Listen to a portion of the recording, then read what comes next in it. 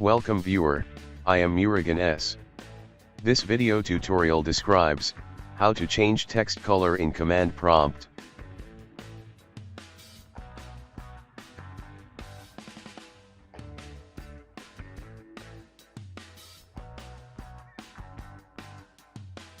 Type color space A.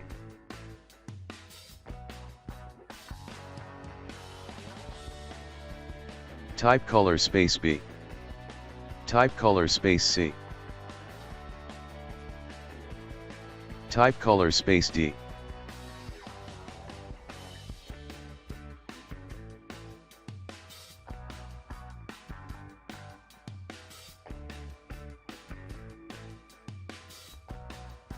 I hope this video tutorial helps to you. Please like, share and don't forget to subscribe my channel. Thank you very much. See you next video.